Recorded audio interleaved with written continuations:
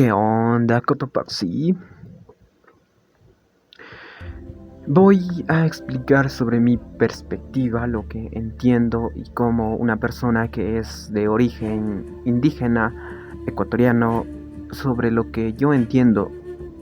en el Imperio Inca. Vamos a empezar. La zona central andina de América del Sur es uno de los ámbitos más ricos en vestigios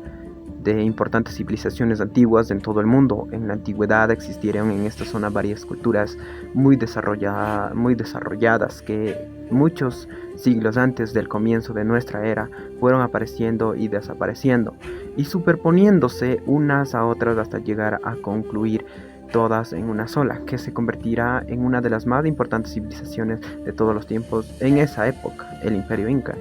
Bueno, en mi perspectiva, creería que el Imperio Inca era una sociedad en la cual el más fuerte era quien dominaba. Iban a pueblos, a veces por la paz o a veces en la utilización de armas, se les sometía y se les incluía a su imperio. Además, aproximadamente digamos en el año 1200 a.C., comienzan a desarrollarse las primeras culturas en la zona de la costa norte del actual Perú. En esta época, cuando empiezan a surgir los primeros indicios del nacimiento de núcleos, poblaciones, pequeñas aldeas que configuran los primeros antecedentes del urbanismo andino, con el correr de los años, los centros religiosos se van transformando en populosos núcleos urbanos que albergan residencias, mercados y órganos administrativos, como son políticos y religiosos, en especial religiosos, digamos que en esa época serían que adoraban a lo que les da un poco de temor, como son los volcanes que en ese tiempo eran muy activos, y también las cosas como las serpientes o los cocodrilos que habitaban en esa época por estas regiones. Además de esto, también la economía de estos centros se apoyaban primordialmente en el desarrollo y control de las grandes extensiones territoriales dedicadas a la economía agrícola y ganadería, mientras que el mantenimiento específico de los órganos de poder residía en un sistema de tributación del pueblo que incluía no solo la aportación de materias primas, sino también la prestación de labores en obras públicas o prestando servicios a las clases dirigentes. Por ejemplo, existían dos clases, ya saben, como en todo sitio, como en toda monarquía, digamos, se denominaba una monarquía comunitarista, en el que existe una persona o una familia o un grupo de personas quienes están al frente dirigiendo ese sistema, y las demás quienes son, digamos, trabajadores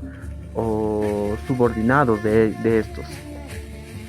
Se estima que en estas clases llegaron a tener riquezas extraordinarias.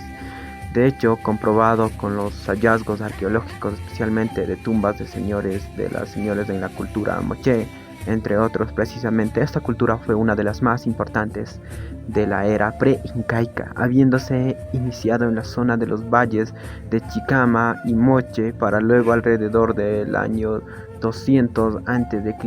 comenzar a expandirse hacia otros valles. Otras civilizaciones de importancia comenzaron a aparecer en diferentes zonas desde el norte del Perú hasta la actual Bolivia, que con el correr de los siglos desarrollarían las bases de la cultura incaica. Pueblos como la civilización moche, Tiahuanacu, Nazca y Chimu dejaron todo su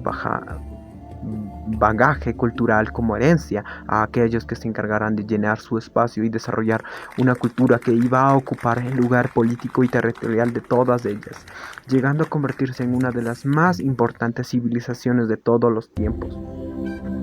El origen de esta civilización, el inicio de la civilización incaica, se remontaría aproximadamente en el año 1100 de nuestra era,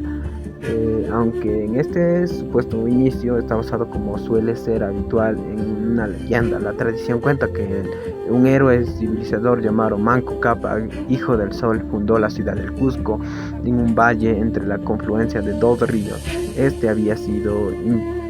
enviado por el sol junto a su hermana y esposa Mama Ocllo con el objeto de que reuniesen a los naturales núcleos poblacionales y los convertían en seres civilizados, debido a que el astro rey se había compadecido del estado de barbarie y abandono en el que estaban viviendo los hombres. Los hermanos venidos del cielo habían llegado a la tierra en las inmediaciones del lago Titicaca. Bueno, esta leyenda es muy antigua y muy popular aquí en Latinoamérica, creo, y más especialmente en los países que surgieron del Imperio Inca, que nos dicen que nos explican que el sol envió a dos personas. Ya nos dicen Manco Cápac y Mama Ocllo, que eran esposos, que caminaban, que fueron encomendados por el sol, que en donde una vara poderosa se forara el suelo. Ahí debían construir un imperio poderoso que ahora lo conocemos. Bueno,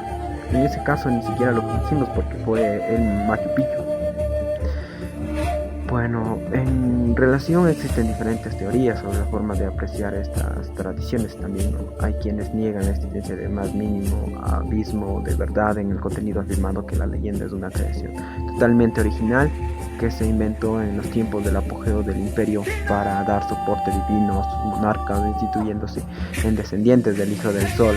además de lograr una unidad religiosa del pueblo con toda una jerarquía eclesiástica con vistas de su dominación. Pero también están aquellos que,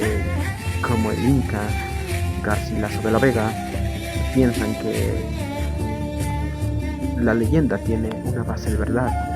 atribuyendo la identidad del supuesto Hijo del Sol a algún individuo extranjero instruido e inteligente que al arribar con su grupo al valle del Cusco comprendió que haciéndose pasar por un dios podría convertirse en el jefe de los elementales